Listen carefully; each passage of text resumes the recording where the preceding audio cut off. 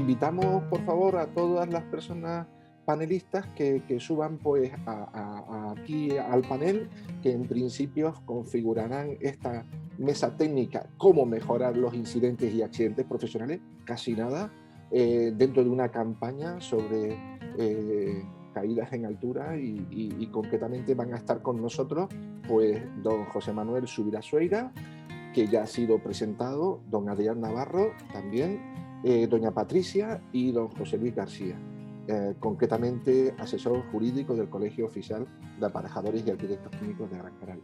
Bueno, pues esta será la mesa que en principio se configurará dentro de este webinar. Hay preguntas lanzadas, pero antes de pasar a las preguntas que han planteado las diferentes personas que han estado con nosotros acompañándoles, a las cuales les damos las gracias por esa participación activa que han tenido y esos comentarios en la parte de preguntas, quería simplemente destacar y empezar con los que nos acompañan en la mesa. Y la primera persona es con don José Subirá Sueira. Pepe, concretamente quería hacerte una consideración. Primero que nada, quería presentarle a él y permítame un minuto. Primero que nada, ¿cómo conocí yo a Pepe?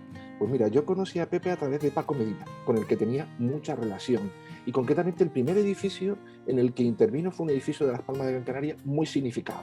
Ese edificio muy significado tenía un problema, que es concretamente las medidas que se adopten después de que el edificio se construye y cómo esas medidas, por ejemplo en este caso era la limpieza de una fachada, pues repercutía porque las personas que se querían montar en una cesta, en un BMU, en un Building Maintenance Unit, que es así como se refleja en la norma UNE correspondiente, pues con unas alturas muy altas tenían unos movimientos tremendos. Pues Pepe y Paco estaban ahí trabajando intensísimamente en ese mantenimiento y fue tremendo. Después otro momento histórico de Pepe y Paco fue concretamente cómo trabajaron el tema de los encofrados en las obras de construcción y cómo intentar evitar que los trabajadores, las personas trabajadoras, estuvieran por encima para evitar la caída en altura. Ellos trabajaban eliminar el riesgo en el origen. Pepe, me gustaría que en tu primera intervención, a la cual te daré 3 minutitos, o 5 minutitos para que intervenga cada uno de ustedes, nos hables un poquito delante de todo lo que nos hemos encontrado muchas de las personas que estamos hoy en día aplicando prevención de riesgos laborales, todo lo que hicieron. Otra cuestión que quiero decir de experiencia con Pepe es que íbamos juntos con otra compañera, con Vicky, a una reunión en la que nos reunimos sobre migraciones. Pues me encontré a Pepe, me fui con él y al lado de una obra, una persona se cayó en una altura. Pepe, dejamos la reunión y me dijo, Bernardo, vamos directamente a esta hora que aquí ha pasado un accidente y vamos a ver lo que pasa. Me quedé impresionado. Y la otra vez que he coincidido con Pepe ha sido en el sur de Gran Canaria y fue tremendo. O sea, ¿por qué? Porque mandó traer a la Policía Nacional para parar una tremenda obra. Pepe, las experiencias contigo, si nos contaras todo lo que sabes, ¡wow! ¿Cuánto aprenderíamos y cuánto tal? Solo cuéntanos algunas cositas de esas cosas que ustedes se han esforzado junto con otras personas y que han ayudado a que hayamos mejorado y cómo ves tú el cómo mejorar los incidentes y los accidentes profesionales. Pepe, gracias por estar aquí con nosotros. Gracias. Bueno, en 3 minutos eso ya es para nota, ¿no? Pero lo que sí quiero destacar, y voy a mezclarlo todo, toda la pregunta, es que yo creo que la actuación con Paco, con todos, con Carlos, con todos, ha sido siempre, Adrián, etcétera, ha sido siempre sobre 4 patas. La primera es en caída de altura, que nosotros hemos trabajado bastante. En caída de altura es que los equipos de trabajo en altura son un sistema que se nos olvida. Muchas veces con el lenguaje inclusivo, que también me tocó a mí empezar con la campaña de discriminación de la mujer, empezamos a corregir lo de género, sexo, etc. ¿Y por qué lo traigo? Porque todo elemento del equipo de equipos de caída son un sistema, es decir, un conjunto de elementos relacionados entre sí que funciona como un todo. ¿Por qué lo digo? Porque fíjense ustedes el lenguaje que empleamos. Empleamos y decimos barandilla. Barandilla es un elemento de un sistema de protección de borde. No es la protección de borde. Le decimos, ponte el cinturón. Oiga, usted con el cinturón puesto puede caerse desde un rascacielos. Eso se llama un sistema anticaídas. Estamos manipulando el lenguaje. Y con el encofrado pasaba igual. Aquí se fabricaba un encofrado y los Ulma y todas este tipo de empresas te fabricaban un encofrado en el cual no estaba prevista las barandillas. Y claro, oiga, perdone, pero es que usted tiene que poner barandillas al sistema encofrado. Les obligamos a poner barandillas. A otra multinacional también le obligamos a cambiar, porque decir, no, es que yo pongo madera, vale, usted pone madera, pero tiene usted que poner madera certificada con marcado CE, porque es un elemento de protección y que por lo tanto tiene que tener marcado CE. Y tuvieron que pasar a metálico. Por lo digo, el primer elemento es el sistema. Es decir, pensar que es un sistema. Y lo digo, la palabra sistema, porque tiene dos vertientes. Primero, porque no todos los elementos de ese sistema te los da el fabricante. En un anclaje, el paramento al que se fija el anclaje forma parte del sistema, pero no lo certifica el fabricante. ¿Quién lo certifica? El aparejador, el arquitecto, el director de obra. Es decir, que en los sistemas anticaídas hay dos elementos. Es decir, que hay una parte de ese sistema que certifica el fabricante, el suministrador del producto, y otra parte que no lo hace. Y lo mismo pasa con la barandilla. La barandilla, el hormigón al que va fijado o el encofrado al que va fijado, el fabricante no lo hace, salvo en el caso de ¿cómo se llama esto? De Ulma, etcétera, etcétera, que les obligamos a hacerlo. Por lo tanto, hay elementos dentro del sistema que se cogen y que no. Eso es una parte. El segundo elemento, que ya se ha dicho aquí, que por eso no voy a entrar, es el de planificar. O sea, prevención significa venir antes, es decir, prevenir. Improvisar es no prever nada. Entonces, ¿qué pasa? Pues con la planificación hacemos prevención porque nos anticipamos, prevenimos. Por eso digo que el lenguaje ahí es muy importante. Y eso viene en la norma. Evitar los riesgos, evaluar los riesgos, el BIM ahora, etc. El tercer elemento, la tercera pata para evitar accidentes, es la elección del equipo. La elección del equipo no es el que a mí más me guste, ni el más decorativo, ni el que menos me moleste.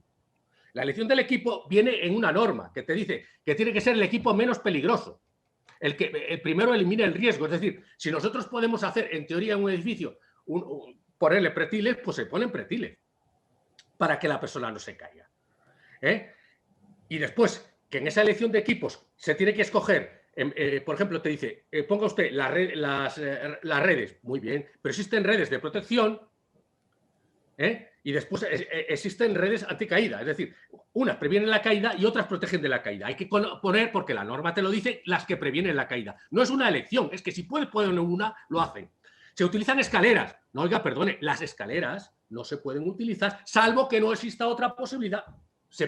Y se coge la escalera porque la puedo llevar tranquilamente en el este. Por lo tanto, una de las patas fundamentales es eso. Hay otra menos conocida, por ejemplo, para el acceso a cubiertas, que yo he tenido que sancionar en alguna ocasión, que eran los cestos elevadores. Los cestos elevadores están expresamente prohibidos para acceder a cubiertas y se utilizan. E incluso se considera que no, oiga, mira, si usted va a coger una cubierta, tiene que coger una torre de acceso, que para eso se ha fabricado y para eso se ha hecho. Por lo tanto, la tercera es la elección de equipo. Y la cuarta pata es que hay que garantizar la seguridad, es decir, emplear los medios adecuados y proporcionales para conseguir la eliminación del riesgo. ¿Y qué supone esto? Esa garantía, pues que una vez realizada una buena elección, el trabajador ha de recibir instrucciones claras y antes de subirse, tiene que estar certificada esa instalación. El artículo 4 del 1215 dice muy claramente, oiga usted,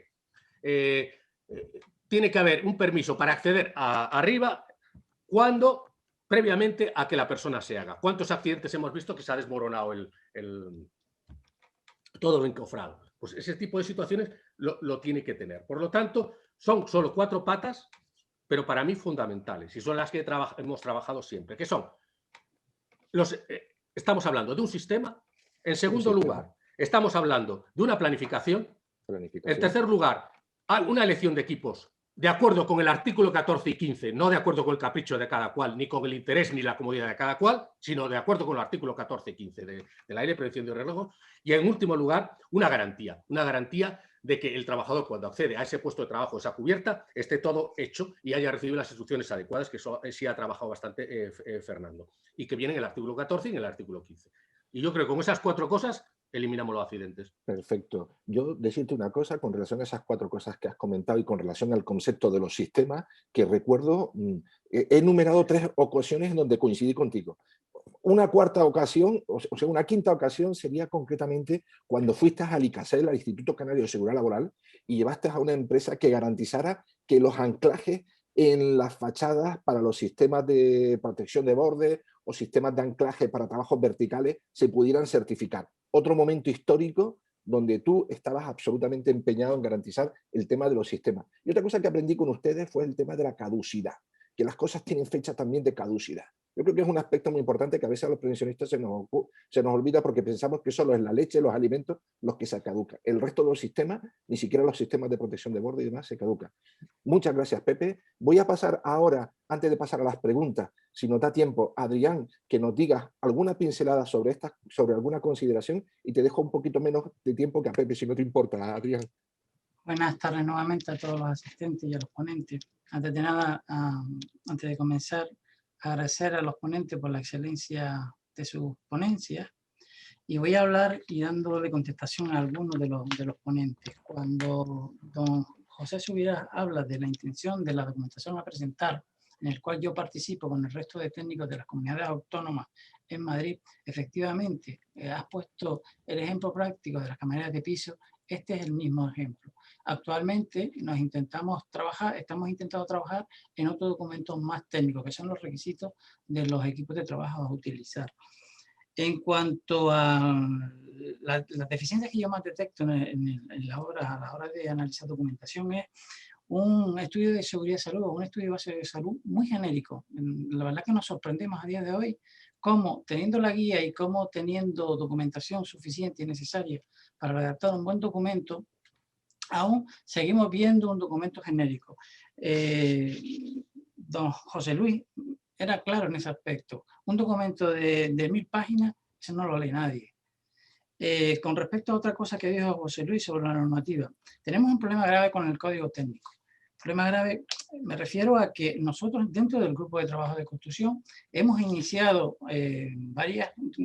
varias reuniones con distintos entes del ministerio para intentar que esto se ponga, las medidas preventivas para el mantenimiento se consideren en el proyecto. Pues nos han dicho la siguiente respuesta, que está en la guía. El Ministerio de Fomento establece que el personal especializado de mantenimiento, inspección, reparación, etcétera, no se considera usuario del edificio. Al no considerarse usuario del edificio, no se le aplica el Código Técnico de la Edificación. Y por eso el Ministerio hace una recomendación que nos dirijamos nuevamente al Real Decreto 1627. Y hemos tenido grandes debates, grandes días de lucha para conseguir que por lo menos en el Código Técnico haya una referencia de eso. Luego, otra de las deficiencias que yo detecto en el mercado es la falta de integración en las obras, observando mala praxis en la incorrecta instalación, supervisión y control de los equipos de trabajo utilizados. En ocasiones se observa mucha improvisación, el día a día, improvisar. El documento del Plan de Seguridad de Salud queda ahí y nadie lo mira. No se observa la participación de los servicios de prevención en los centros de trabajo, de obra, tal y como recoge el artículo 19 del Reglamento de los Servicios de Prevención. Es muy habitual que todos los trabajadores lleven arnés desconociéndose por esto, entre otros, qué tipo de arnés, caducidad y forma correcta de utilización. Aquí falla algo en la cultura preventiva. Un trabajador te enseña, no, tengo el arnés, pero ¿dónde se lo van a ir? No lo sabe. ¿Qué caducidad? No lo sé, me lo acaban de dar. Entonces ya aquí vemos que la cultura preventiva está fallando. Y luego, claro, en los trabajos en altura es poco frecuente ver el plan de rescate que debe estar. Y yo creo que por mi parte no comentar nada más. Adrián, te conectaremos luego porque también el tema de las medidas de emergencia pueden ser unas cuestiones a considerar que normalmente en los planes de seguridad y salud pues puede que estén en algunos y en otros puede que un no estén. inciso, efectivamente José Luis hablaba de que la formación no es la suficiente quizás para algunas personas que realizan el estudio de seguridad y salud. Totalmente de acuerdo. Gracias, Fernando, y a los ponentes.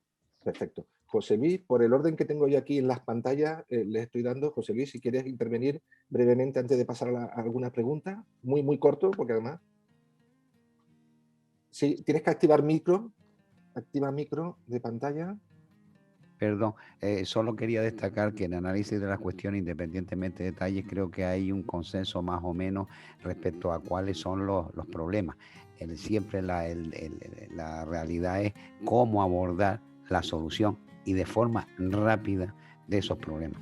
Nos encontramos que todo esto son normas, las normas son lentas, la concienciación de las normas es lenta, la evolución de la técnica es rápida, las personas absorben como absorben. Nos encontramos en un mundo donde todo tenemos que cuadrarlo y evidentemente es muy complicado. Remar todos a una en un mundo tan complejo y tan diverso es difícil. Pero bueno, aquí estamos y aportamos lo que podamos. Pues fenomenal. Pepe nos ha dado unas pautas, 4 puntos. También el tema de la conversación, la negociación, el diálogo es clave. Patricia, los datos son lo tuyo. En el webinar de hoy, ¿quieres comentar alguna cosita a lo que ha comentado y cómo dar alguna respuesta a la pregunta que se ha planteado, Patricia? No, bueno, decir que los partes se podrían mejorar muchísimo porque a veces la descripción del accidente lo que se encuentra es el trabajador sufrió una caída, pero no se sabe dónde se cayó, si estaba sobre un andamio, si estaba en una escalera, no se sabe. Otras veces se encuentra en la descripción pisó mal y sintió un dolor en la rodilla. Cosas así, que hay que mejorar, incidir en que hay que mejorar un poco la descripción del accidente en los partes, nada más. Perfecto, muchas gracias, Patricia.